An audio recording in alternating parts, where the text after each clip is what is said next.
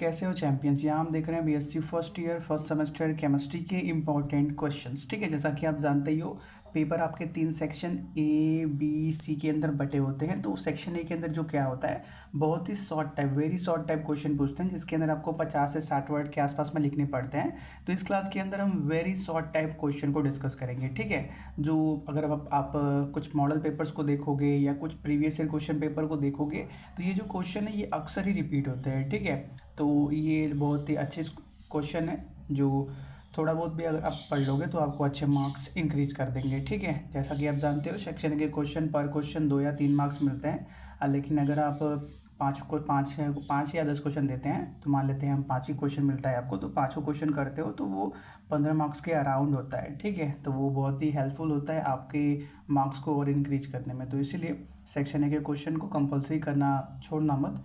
तो जैसे स्टार्ट करते हैं, जो इंपॉर्टेंट क्वेश्चन है उनके बारे में आपको देखो यार हर क्लास के पीडीएफ नोट्स भी मिल जाएंगे। ठीक है, जैसे देखो ये क्लास है तो इसका पीडीएफ नोट इस वीडियो के डिस्क्रिप्शन में मिल जाएगा, आप वहाँ पे जाके डाउनलोड कर सकते हो। ठीक है, वहाँ से भी आप अपनी स्टडी को कर सकते हो, बस टाइम पे उस नोट्स को रिवाइज करते रहना। ठीक है, और हम बहुत सारे मॉडल पेपर्स भी डिस्कस कर रहे हैं, उनका भी लिंक आपको डिस्क्रिप्शन में दे देंगे, आप उनको भी देख सकते हो। डिस्क्रिप्शन में एक प्लेलिस्ट का लिंक दे देंगे, वहाँ पर आपको मिल जाएगा। ठीक है, वहाँ पे जितने भी इंपॉर्टेंट क्वेश्चन मॉडल पेपर आएंगे वहाँ पे आपको मिल जाएंगे। जहाँ तक पॉसिबल होगा हम सभी क्लास के आपके नोट्स प्रोवाइड कर देंगे। ठीक है, तो आपको लिखने की ज़रूरत नहीं है, बस आप नोट्स को डाउनलोड कर लेना।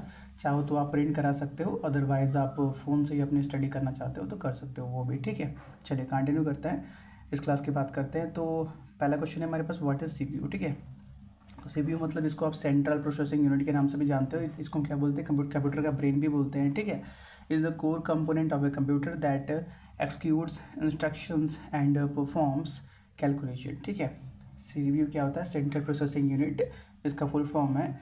किसी कंप्यूटर सिस्टम का एक कोर बहुत ही मतलब इंपॉर्टेंट कंपोनेंट है, बहुत ही इंपॉर्टेंट हिस्सा है जो क्या इंस्ट्रक्शन को लेता है और कैलकुलेशन को परफॉर्म करता है। ठीक है, it is often refer to as a brain of the computer, इसको हम कंप्यूटर का ब्रेन भी बोलते हैं। As it handles most of the processing task. ठीक है, क्योंकि ये जितने भी प्रोसेसिंग टास्क हैं उनको परफॉर्म करता है। ठीक है, the CPU interrupts and executes instruction from software including the operating system and applications and is responsible for the basic arithmetic logic control and input output operations। ठीक है, जो CPU होता है क्या, वो इंस्ट्रक्शन को लेता है सॉफ्टवेयर से, जिसमें क्या ऑपरेटिंग सिस्टम भी इन्वॉल्व है और एप्लीकेशन भी इन्वॉल्व है, और जो भी हम कैलकुलेशन वगैरह करते हैं जैसे अर्थमेटिक हो गया, लॉजिक हो गया, कंट्रोल हो गया, इनपुट आउटपुट ऑपरेशन सभी के लिए रिस्पॉन्सिबल होता है CPU। ठीक है, दूसरा क्वेश्चन क्या है, बेंट रूल। ठीक है, तो देखो आप जानते ही हो CPU कंप्यूटर में आता है, लेकिन केमिस्ट्री के अंदर थोड़ा सा कोड पोर्शन है। लास्ट में आप देखोगे तो 1-2 चैप्टर है, एक चैप्टर हमारे पास मैथमेटिकल के नाम से है और एक चैप्टर बेस कंप्यूटर सिस्टम के नाम से है। ठीक है, तो कंफ्यूज मत होना कि केमिस्ट्री में कंप्यूटर कहाँ पे आ गया।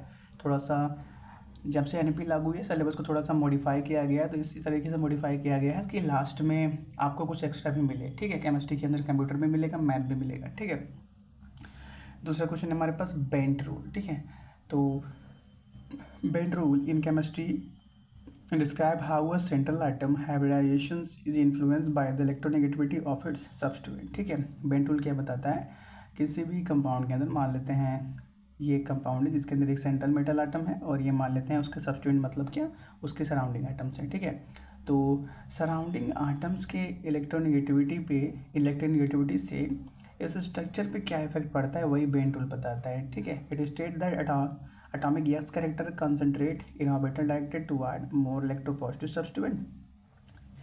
ये बेंट रूल क्या बोलता है कि कोई भी अगर सब्स्टिट्यूएंट है, अगर वो एस ऑर्बिटल कैरेक्टर ज़्यादा शो कर रहा है तो वो, क्योंकि एस ऑर्बिटल स्फेरिकल होते हैं, ठीक है, तो वो क्या किसी एक इलेक्ट्रोपॉजिटिव सब्स्टिट्यूएंट के अलॉन्ग ज़्यादा ही क्या होगा, अट्रैक्ट होगा। While p character concentrate in orbital directed towards more electronegative substituent. ठीक है, और वही अगर कोई एक ऐसा ऑर्बिटल है जिसमें पी कैरेक्टर ज़्यादा है तो वो एक इलेक्ट्रोनेगेटिव सब्स्टिट्यूएंट की तरफ ज़्यादा ही अट्रैक्ट होगा। ठीक है, this affect bond angle and molecular geometry, जिससे क्या होगा, जो ओवरऑल जो मॉलिक्यूल है उसका बॉन्ड एंगल और ज्योमेट्री क्या होगा, अफेक्ट होगा। ठीक है, अगला क्वेश्चन है हमारे पास हाइपर कंजुगेशन। ठीक है, देखो आपको हर क्वेश्चन 50 से 60 वर्ड के आसपास में ही लिखने हैं, लेकिन थोड़ा सा हमने वर्ड लिमिट को इग्नोर किया हुआ है। 60 से 70 से 80 वर्ड भी पहुंचा दिया है, क्योंकि ये एक मॉडल पेपर है। तो मॉडल पेपर के अंदर अगर आप अच्छे से पढ़ लोगे तो एग्ज़ाम में आप अच्छे से लिख सकते हो। ठीक है, तो इसीलिए हमने थोड़ा सा वर्ड लिमिट इग्नोर किया है, लेकिन एग्जाम में आप इग्नोर मत कर लेना, इग्नोर मत करना, क्योंकि शॉर्ट का क्वेश्चन है, उसको 100 वर्ड के आसपास में लिखोगे कोई फ़ायदा नहीं है, क्योंकि मार्क्स तो 2 ही मिलेगा। ठीक है, तो हाइपर कंजुगेशन क्या होता है? Hyper conjugation is stabilising interaction in molecule where sigma bond electron particularly from CH or CC bond delocalize into an adjacent empty or partially filled p orbital और पाई सिस्टम। ठीक है, होता क्या है, सिग्मा और पाई बॉन्ड का क्या होता है यार, मूवमेंट हाइपर कंजुगेशन कहलाता है। ठीक है, जिसमें क्या होता है, एक सिग्मा बॉन्ड जो या तो कार्बन हाइड्रोजन बॉन्ड से निकला हो या फिर कार्बन कार्बन बॉन्ड से निकला हो।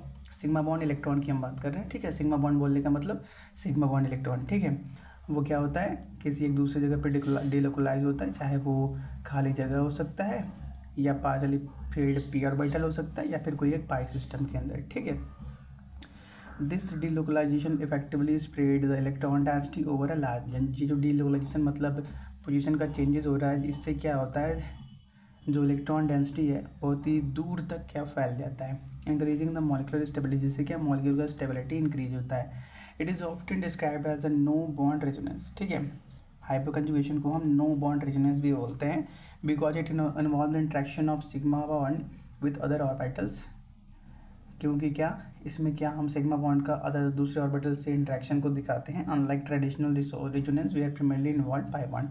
और वो हम पुराने रेजोनेंस की बात करें तो उसमें क्या होता है, पाई बॉन्ड का इन्वॉल्वमेंट होता है। ठीक है, अगला क्वेश्चन क्या है, what is formal charge. Formal charge आप चैप्टर 1 के अंदर देखते हो। ठीक है, और चैप्टर 1 चैप्टर 2 के अंदर तो फॉर्मल चार्जेज आप देखते हो ना, कई बार कंपाउंड के ऊपर ऐसे प्लस माइनस जैसे कुछ चार्ज होता है, उसी को फॉर्मल चार्ज बोलते हैं। ठीक है, तो formal charge is a tool used in chemistry to determine the distribution of electron in a molecule और आयन। ठीक है, केमिस्ट्री के अंदर फॉर्मल चार्ज क्या होता है, एक ऐसा तरीका है जिससे क्या हम इलेक्ट्रॉन्स को किसी एक मॉलिक्यूल या आयन के अंदर फिल करते हैं। ठीक है, particularly where multiple levels structure are possible, जब एक से ज़्यादा लेवल्स स्ट्रक्चर पॉसिबल है उस केस में। ठीक है,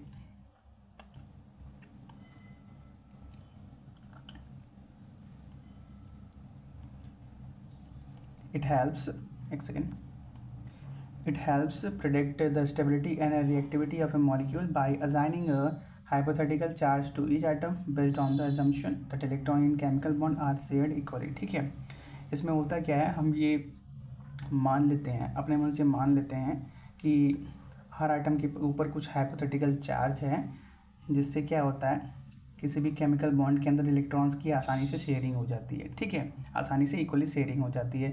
the formal charge of an atom is calculated by subtracting the number of electron assigning to its level structure from the number of valence electron to its neutral free state. ठीक है, formal charge calculate किया कैसे करा जाता है, तो कैसे calculate करते हैं, by subtracting the number of electron assign to its level structure. उसके लेवल स्ट्रक्चर में जितने नंबर ऑफ इलेक्ट्रॉन्स हैं उसको सब्स्टिट्यूट करके किस में से, from the valence electron in his neutral free state. ठीक है, उसके फ्री स्टेट के अंदर, न्यूट्रल स्टेट के अंदर जितने इलेक्ट्रॉन्स हैं उसमें से क्या करेंगे, हम लेवल स्ट्रक्चर के इलेक्ट्रॉन को सब्ट्रैक्ट कर देंगे तो फॉर्मल चार्ज मिल जाएगा। ठीक है, और भी क्वेश्चन है, व्हाट इज प्रोबेबिलिटी हो गया, इफेक्टिव न्यूक्लियर चार्ज हो गया, मीजो कंपाउंड हो गई, ये सभी आपको पीडीएफ के अंदर मिल जाएंगे। ऑपरेटिंग सिस्टम हो गया। ठीक है, आप पीडीएफ डाउनलोड कर लीजिएगा।